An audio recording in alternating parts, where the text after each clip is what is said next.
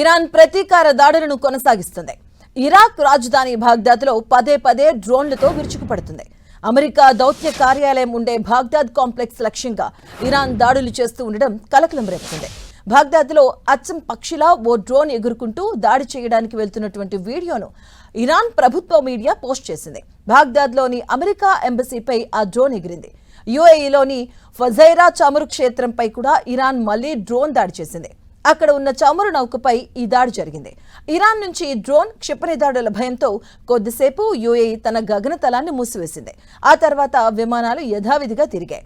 ఇక బనీ యాస్ ప్రాంతంలో జరిగినటువంటి దాడిలో 10 క్షిపణులు 45 డ్రోన్లను ఇరాన్ ప్రయోగించింది. ఇరాన్ నుంచి దూసుకొచ్చిన డజన్ డ్రోన్లను అడ్డుకున్నామని సౌదీ అరేబియా వెల్లడించింది.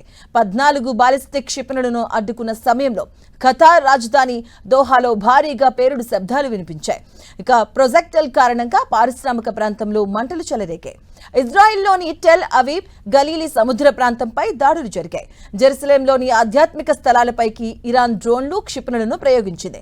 తమ దేశానికి రావాల్సిన 26 నౌకలు, వాటిలోని 183 మంది సిబ్బంది హర్మూజ్ ప్రాంతంలో చిక్కుకుపోయారని దక్షిణ కొరియా తెలియజేసింది. ఇక ఉత్తర టెహ్రాన్లోని సాదాబాద్ ప్యాలెస్ ప్రాంతంతో పాటు మధ్య టెహ్రాన్, కరాజ్, షిరాజ్ నగరాలపై దాడులు జరిగాయి. ఇరాన్లోని కమాండ్, క్షిపణి ప్రయోగ కేంద్రాలు, గగనతల రక్షణ వ్యవస్థలపై ఇజ్రాయిల్ దాడులు చేసింది.